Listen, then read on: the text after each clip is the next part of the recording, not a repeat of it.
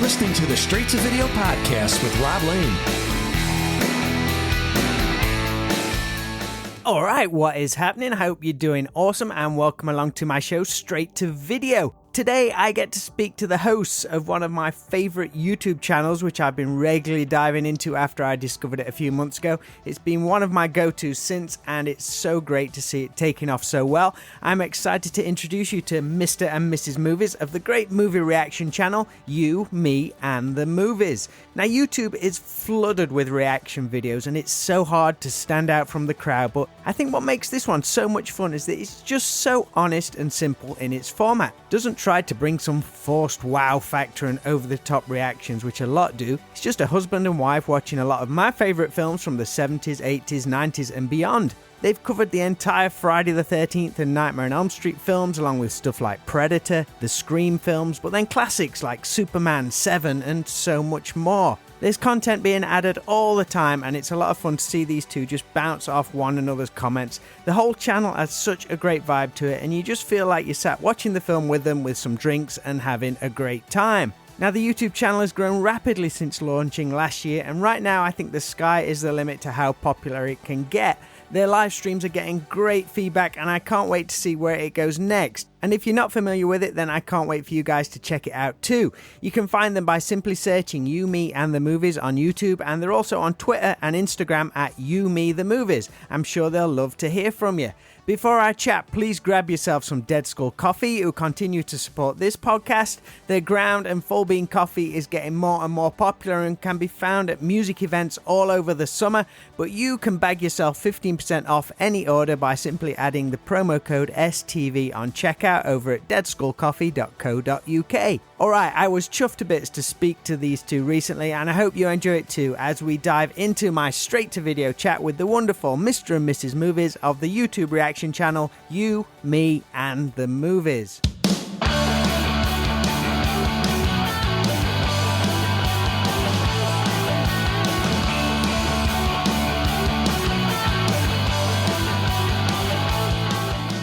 Can you hear us? I got you. How are you, Rob? I'm good. That's a fine shirt being worn. Yeah. You didn't wear yours? It's upstairs. She wore it for a movie recently, so. Thank you ever so much for doing this. Very cool. Yeah, no problem. Thanks for having us, yeah. Oh, no, I'm loving the show. It's great. I actually stumbled on it when I was researching an interview a few months ago. I had a lady on from A Nightmare on Elm Street 5. Your review came up as a recommendation. I thought, this is great. Oh, that's awesome. So that would have been the Dream Child, right? Yeah. Oh, yeah, that's a The creepy little one. baby. So how has it been this past year, seeing the YouTube channel just blow up after launching, was it February 2021? Yeah, we started the end of February. That's when we posted our first reaction with Alien. Yeah. And she wasn't even into it then. She wore a ball cap because she's like, nobody's going to watch this, so I'm just going to. I still figure nobody's going to watch anything, so. But yeah, we're a year strong into it, and we're amazed at how much it took off. I mean, because it's now close to, is it 60,000 subscribers and over 10 million views? We're over 10 million views. I think we're at like 55,000 subscribers. Yeah, not too bad. Was that beyond anything you could imagine? Well, I think for me, I didn't even know what to imagine, so.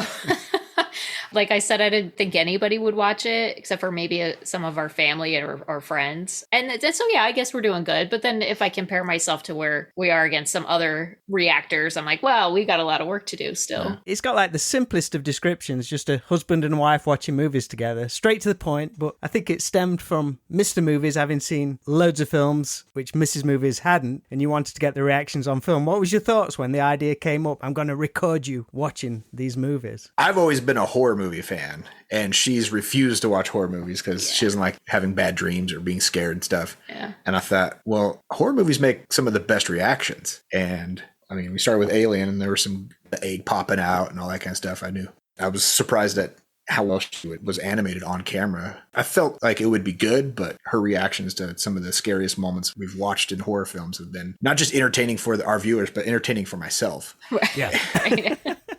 How long had you been planning the channel prior to launching the first episodes? Like 3 days. Well, it took me a couple months to convince her. Yeah, that's true. Because we started the end of February there. Like at the beginning of the year, I was like, what if we did this and we could make content together? He kept showing me some videos of other reactors. He's like, if these people can do it, You can do this. I'm like, I don't think so. I don't have time for that. Yeah. It actually just started as a way for us to connect. I was working a lot with COVID happening. And so we weren't spending a lot of time together. And so it was just kind of a nice way to bridge my after work life with his during work life, because he typically was working at night anyways. So it was, a good opportunity for us to work together. Yeah, because before we started the channel, I've been streaming full time on Twitch for the last 3 or 4 years. And with COVID hitting, she'd come home from long days of work, and then I would sit down at my gaming computer and just start streaming. And so we never really had days or hours to hang out together. So I took a break from Twitch, and I was thinking of new ways to create content and have more time to spend together. And we came up with You, Me, and the Movies. Yeah, because like you're not totally new to YouTube or podcasting or whatever.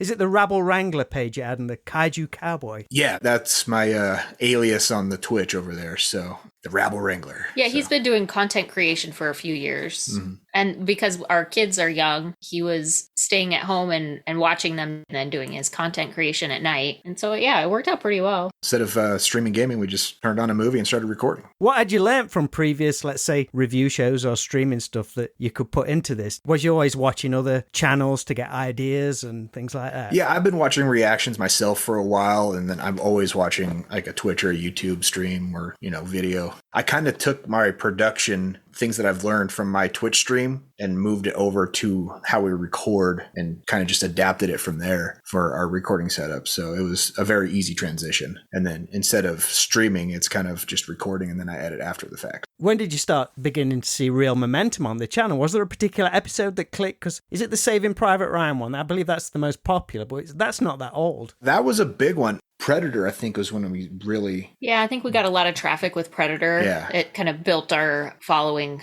pretty quickly at that point. Because we started with the Alien franchise. Like, our plan was, okay, we're going to do Alien, and then we're going to do Predator, and then at the end, we'll combine the franchises and do the AVP movies. And so Alien, we kind of had all the Alien fans and sci-fi fans and horror fans kind of rolling in. And then once we did Predator, we got the Arnold and the action and the dual franchise. And then AVP was also huge. I was actually surprised at how big AVP was, because it's not that good of a movie compared to Alien or Predator, but they loved it. So we went from there. And then we did like Lord of the Rings, and then we jumped into like Friday the 13th over the summer. Everything pretty organic then? Just people sharing it and things growing that way? Yeah, all organic. Yeah, I don't think we haven't had in fact, I keep telling him I'm waiting for that moment where we go viral or something, right? But it hasn't happened yet. We stick to I was a schedule freak when I was on Twitch. So I've always known that to make content creation successful, stick to a plan, stick to a schedule. That way your viewers and fans know when to expect your next bit of content. And so we set up a schedule early on and stuck to it. I mean, now we're doing videos almost every day. Yeah, thanks for that. Yeah.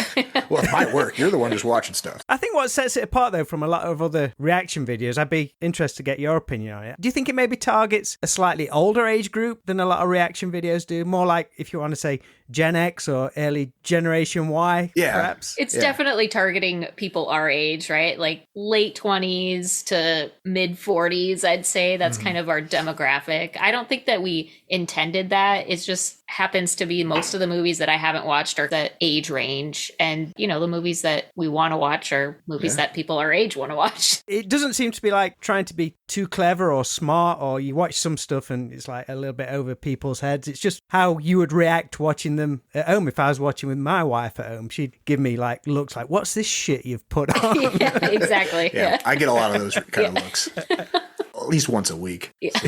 What is this shit? Yeah. Has there been any response locally to the channel? Anyone picked up on it? No, we're in a really rural location. So content creation itself is just kind of like wait, what are you doing? Like, you do what on YouTube? That's weird. I think our family's been really supportive. Our friends have been really supportive. But at the end of the day, they're all just kind of like, okay. Still waiting to be recognized at the grocery store. That's not happened yet, surely. No. So is this out in Montana? Yeah, we're in the Northwest, yeah. Is that where you're both from originally? Yeah, we're actually both originally fairly close to each other. Yeah, we both grew up about 30 minutes from each other. didn't know each other until later in life. How was it growing up there? I'm guessing you grew up, I mean, I don't know people's ages, but maybe during the late 80s and 90s. Did you have like a local movie theatre you go see films, or favorite video store or anything like that? I grew up on a farm. In fact, we still live on our farm. And so anytime we wanted to do anything, we had to go to town. And, you know, town's not too far, 30, 40 minutes away, not a big deal. That's a big deal in the UK. People don't travel that far over it.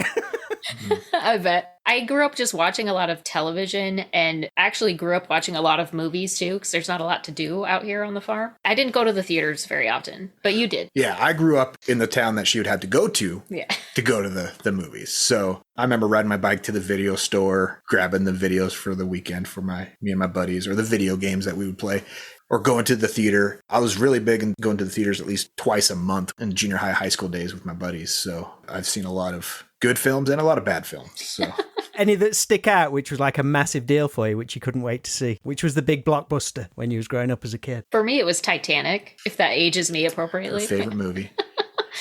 It was like a big deal. I think we all went as like a family to see Titanic. Mm-hmm. I think that was probably one of the last. I mean, you get every time a big film comes out now, it goes straight to it's the highest grossing weekend ever and all that stuff. But I think Titanic was one of those last films where everybody went to see it, all different age ranges. You don't get that very often these days. So true. Yeah, I guess during the 90s until Titanic, there was like Jurassic Park, the Star Wars re-releases, and the Star Wars prequels. There was a blockbuster every year. They were all competing for that spot until Titanic kind of came in and took the reins for a long while. So the movie I was looking forward to was actually probably Freddy versus Jason and Jason X. Awesome. Those were the first ones of those franchises, which were my favorite horror franchise, actually see in the theaters, because everything else I'd watched on VHS when I was little. And so I just remember going to Jason X with my buddy in high school, and just that movie's so bad it's good, and just cracking up. It's a great film. People, what we call take the piss out of me for loving it, but it's like, going in it's Jason in space, so if you're not going to buy it, don't bother watching it. Yeah.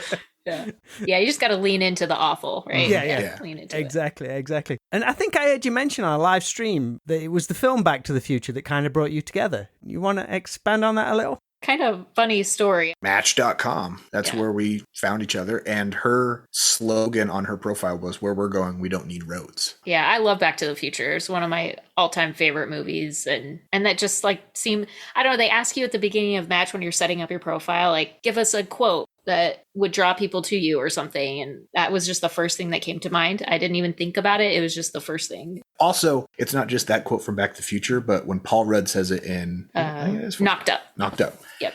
Paul Rudd says it in Knocked Up. I always kind of hear Paul Rudd saying that quote these days because of that movie, which was kind of funny. Is I think we both had that mindset of that quote. Absolutely. I love Back to the Future, but when I thought of it, I heard Paul Rudd saying, and I did too. And we have this weird mind connection, and it started from just that first digital interaction that we had. Oh, I love that. That's very cool. And those films are glorious. Probably the one of the most perfect trilogies. Absolutely. Ever. Yeah, ever. We fight over which sequel we like better. Yeah. She likes 3, I like 2. I like 3. Yeah. But 1's also the perfect movie. Got to watch it every time it's on TV, even though you've seen it 80,000 times. Yep, you got to watch it again.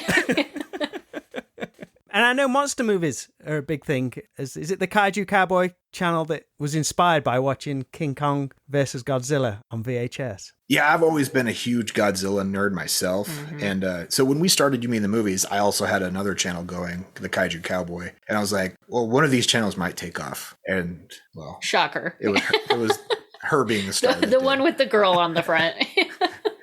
But yeah, I grew up watching King Kong versus Godzilla on VHS, and I'd watch that every other month or more frequently. And then I've shared that love with our daughters, and they love Godzilla and King Kong just as much as I do. I know so many people who've got kids who they love Godzilla films. Mm-hmm. Yeah. What is it? I think it's just... I have no idea. I don't know if it's like the claymation-like style of buildings and things like that. Yeah, it's always the old ones. Yeah. They're like the old campy ones, like the classics. Yeah. I think it's campy enough, and it's also scary enough that it's not too scary for the kids, but they can feel like they're watching something that they kind of shouldn't because of the monsters. Yeah. But it makes them, softens the monsters for them. it's scary, but it's not actually scary because it's so unrealistic at this point. And campy, yeah. But yeah, our girls love it. Mhm. They love all of them. Great entry point movie. Yeah, yeah. Was to come. Yep. Yeah. Have they seen the Godzilla cartoon from, I don't know if it was the late 70s or early 80s? The Hanna-Barbera one? Yeah, yeah. We have a couple DVDs of that, and they love that. Yeah. So they're constantly singing the song after they watch it, too. Yeah.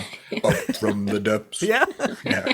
You'd be surprised how many people don't even know that exists. I'm like, you don't know about Godzuki? Terrible. Yeah. Godzuki's awesome. I remember growing up to that myself and watching reruns of it on, I think, Cartoon Network. They used to play it all the time. How is it revisiting some films you've perhaps not seen in a long time? Do most hold up, or is it sometimes a little disappointing seeing them in modern day with fresh eyes? Some of that 80s stuff. Yeah. I think for me, especially some of the movies that I loved growing up, not action movies so much, but like romantic comedies or like the Brat Pack movies and things like that. Watching them back again, I'm like, oh God, this is horrible.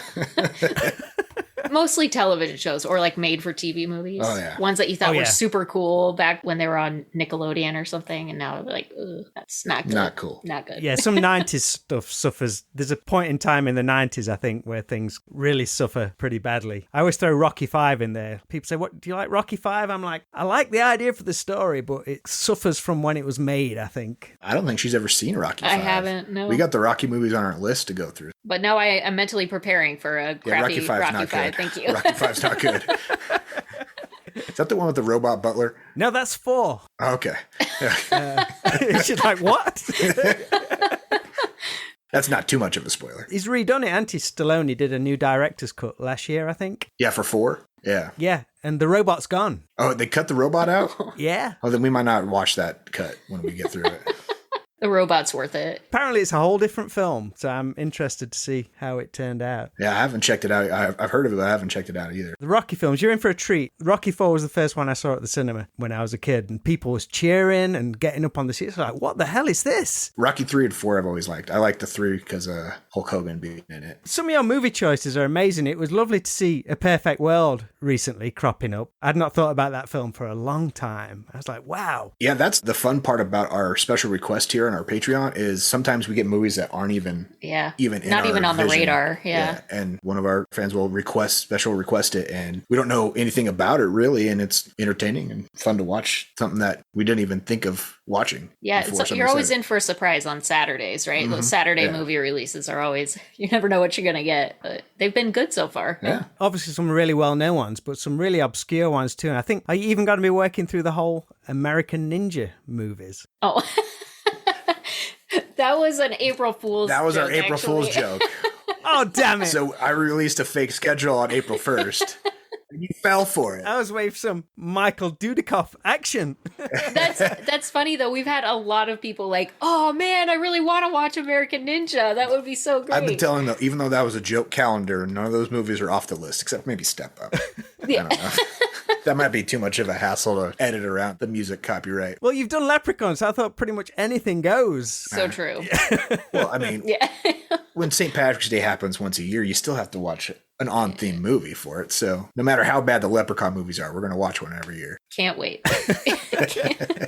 Are there any particular obscure 80s or 90s films you love that no one seems to know about? I think some of my favorite obscure 80s, I think would be the House series. Right. And that's on our list to watch. I had a crazy great uncle when I was a kid, and he would let me rent whatever I wanted from the video store. And it was always horror movies. So I'd be like this 6, 7, 8-year-old kid watching 80s amazing practical effect or not amazing practical effect horror movies all by myself because he'd fall asleep in his chair and I'd just be sitting there watching these. And that's kind of what grew my love for horror at a young age. The poster for the House, original House film, is an all-time great. Yeah. The zombie hand with the key. Yeah. Your horror marathons have proven popular too. I mean, the horror community is like huge and very passionate. You must have got a bunch of feedback from them. Yeah, good and bad. Yeah, really? Well, for the summer, we went through all of the Friday the 13th and Nightmare on Elm Street movies last summer. That was a long haul. That was from June until October. We watched one of those franchise movies every week. Yeah. And I was surprised, but also like, okay, this is cool. How I was worried about it becoming stagnant and, people getting tired of watching just Friday the 13th, but it stayed very stable on the viewership. And everybody has their favorite, so they all just kept coming back to watch their favorite. Yeah. And you'd get a whole different crop of fans for the ones that only liked number 4 or only liked number 3. And yeah, it's pretty crazy. And we got the Freddy versus Jason, and that was the biggest one of all, which I was really surprised that it did better than both the original Nightmare and Friday the 13th reactions. So people wanted to see how it's not a good movie. Freddy versus Jason. It probably is those decisive films. They want to see what your reaction's going to be to it. Yeah, that could be. That could be. That was just a fun trip. And I think we'll be getting into another scary movie franchise over this next summer. Not as long, obviously, because I don't think anything matches up with that length. But who knows, we might be jumping into Child's Play because that's hot right now with the new Chucky TV series that I want to get us into. And you got Chucky back there, I see, in the background. So some of those I haven't seen myself, so we'll get to a point where it'll be first time watch for both of us. I just remember the first 3 Child's Plays movies were always some of my childhood favorites. And I remember sharing them with my younger siblings when I shouldn't have while babysitting and getting in trouble. And you do TV series too, such as Band of Brothers, Lost, and Dexter. Am I right? You're a big X-Files fan. Yeah. X-Files is from my love of horror. I think I watched X-Files. I'd never missed an episode, and if I did, I made sure I recorded it from the time it started to the time it ended on the original 9-season run. I was a huge X-File nerd. Any other big TV shows for either of you? I like the comedies, of course. So I'm a huge Office fan. I haven't actually seen the British Office, and I'm really excited to watch that at some point in time. I've still to dive into the US one, because I think the reason that people say it's so good is because they took a different angle with it. It is 2 totally different things. They took the basic blueprint and then just did their own thing with it. So I need to dive into the US version. Yeah, the first season of the US version is pretty identical to the British version, from what I've heard, that they mirror that first season pretty well, but then they kind of go off on their own, sort of. I've always loved Bones. That was one of my favorite shows. I liked House MD, I guess. MD. Yeah, shows like that. Yeah, crime shows are pretty good. After X-Files ended, I looked for another show to pick up my weekly, I went with 24. We'll be getting to 24 soon on our channel because she's never seen it, so I'm excited for that. I've never seen it either. Everyone says how great it is. Kiefer Sutherland as Jack Bauer is iconic. What about Sons of Anarchy? Did that ever get on your radar? Oh, it's on the list for sure. Yeah, we both haven't seen it, so we will definitely be getting to it. Yeah, that's got some shock factor every few episodes, so that's a good one. You'll enjoy that one. Yeah, that one. I'm excited for that one. Mm-hmm. How has the channel changed both your lives? You said it's gave you more time to be together, but has there been like a big adjustment, or did you plan to go all in originally? Because like all the scheduling, editing, and also juggling family life, it's got to be very time consuming because you're constantly putting out content. Yeah, he's editing all day, every day, pretty much, at least 6 days a week. And, for me, it's not too bad. I just have to sit down and react to a movie. Yeah. And we do that after we put our kids to bed at night. I don't get as much sleep as I would like, but but that's okay. Do you enjoy the editing side of it? Yeah, I mean, I've always enjoyed editing. It's always been a passion of mine, and it doesn't really feel like work. Also, I get to look at my beautiful wife while I'm doing it, so that's a perk as well. Makes it a little easier for me for sure. But we actually just got a buddy to start helping me edit so we can free up some of my time. But I was talking to him last night about, I started our recording process and I've been doing our editing and recording the same way from the start. And so the process of editing, I've gotten better at it as she's gotten better at speaking her mind and actually talking more. And so it's been about the same amount of time working every day, even though she's talking more. There's more to cut up. I've been efficient enough with keeping the pace of how we're getting better at being reactors or speaking our mind, and just kind of just talking about how I just lost it. Lost it. It's gone. It's gone. Not coming back. It just kind of speeds up. Everybody gets better at what they're doing. Yeah, that's what I was trying to say. It's gotten easier for both of us to do the recording process and the editing process. And yeah, it's kind of a routine by now.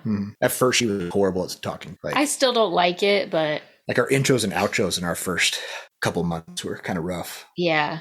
Sorry about that. They're still not great. I didn't go back and listen to early episodes. No, I'm not going to do it. Maybe in a couple of years, then they could see the progress. Right, yeah. Where or how would you like to see the show grow? I know you're going to start doing games, I believe, soon, but do you have a vision for the channel as a whole? I mean, kind of just more of what we're doing, and we have a huge list to get through. and it seems to grow every day with people bringing up something new that I hadn't even thought of. And I was like, wait, you haven't seen that? There's lots of movies out there. Yeah. Lots of movies that there's always that comment like, I can't believe you've never seen any of these movies. And she's like, I've seen lots of movies. I know. Just not these ones. I consider myself a movie fan. I have watched a lot of movies in my lifetime, but just not these movies. Yeah. There's just so much stuff out there. It's nuts. It's same with music as well. It's never ending. Yeah, on the TV side of things, I think that's the hardest part because TV shows are so long. So we've kind of dedicated one day for like a mini series or a limited series. So we're kind of churning through those faster and then having two longer running, like we have The Sopranos going right now. So we're kind of just trying to figure out like what is the next big show, long show that we want to spend the next year watching, because a lot of those shows, it will take us a year to get through. We've only just started watching Breaking Bad. I think we're about 15 years late. And it's like, people say, you got to watch it. But then you pull it up on Netflix and it says seasons 8. And it's like, whoa, that's a commitment right there. It is. Yeah. It's such a commitment. Yeah, that's like the hardest part for me, I think. Especially for older shows when they're 20, 24 episode seasons, because that's how long a full season of a drama was back in the day. Nowadays, seasons are shorter. They're 10, maybe even shorter episodes on average. So it's easier to get through the modern day shows than it is the older shows that are more systematic or formulaic. So the hard part is somebody coming up with a show saying, you guys need to watch this TV show next. And we're like, it's on our list, but we have like The Wire to get through and Justified. And we have a whole bunch of stuff that we want to watch. So it's job security though. It's a way to look at it. As long as people watch it, you know, it's not job security if no one watches it. Yeah. Do either of you have an episode you'd recommend to a new viewer as a good starting point for your channel if they wanted to dive in now? I always liked my reaction to American Psycho. That's old. That's an old reaction. Content quality isn't like our content quality isn't the greatest, but I think that's like when we still had the red carpet in the old room. So our cameras are very red from how blood red the carpet is on the floor. I just liked my reaction to that one. I think The Descent is a great horror reaction. She was pissed off at the beginning because of the jump scares in that are great. It starts off so jump scare heavy and then it just keeps going. Even the trailer for The Descent is claustrophobic. Yeah. And then Friday the 13th, I think that's probably my favorite because that's my favorite horror franchise. And so there's a special place in my heart. And then her reaction to the first film, because I didn't tell her anything about how that goes. That's a good reaction. Yeah. From who the killer is to that very last scene, I was entertained just sitting in the chair watching her the whole time. So it was fun to edit and it was fun to watch with her. So what about something newer that they'll recognize the set behind us? Because we've moved since we've started. I really enjoyed the Get Out one. That was a great one. Yeah, Get Out was fun. Oh, yeah, that was pretty good. I mean, her favorite movies that we've watched have been Dr. Sleep and Get Out. The Scream movies have been a lot of fun, too. I like the Scream movies a lot, yeah. They're just so full of levity. Like, they don't take themselves too seriously, but they're still a horror. I think they're awesome. And it also tickles that detective bone you have that you want to try to solve who the killer is. Yeah, you're good at that. Not with Scream, I don't think. No. But She always thought it was Dewey. Guys, thank you ever so much for chatting with me. I've loved connecting. Yeah, I appreciate you taking the time to do this with us. It kind of feels weird. You're chatting with Susie Quattro one day and us the next day. Yeah. No, I'm stoked to have you on the show. I'm a massive fan and can't wait to introduce it to people over here in the UK. It's so great to talk to you, Rob. Thanks so much. Appreciate it. Rob.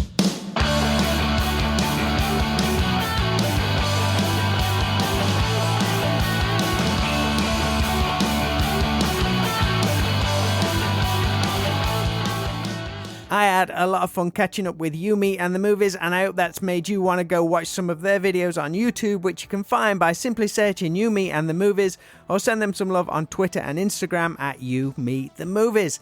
They also have a Patreon page where you can suggest future film reviews, and speaking of Patreon, the Straight to Video podcast has its own Patreon page too, where you can get behind the scenes access, exclusive merch, and a bonus movie podcast. So head on over to patreon.com if you want to support either of those, because stuff like that is a massive boost to creative channels and much appreciated. That is all for today's show. If you're listening on one of the popular podcast platforms, then please be sure to like, follow, or subscribe so you don't miss a single episode, or just check back every Tuesday or Friday for a brand new show. Until we chat again, take care and speak real soon.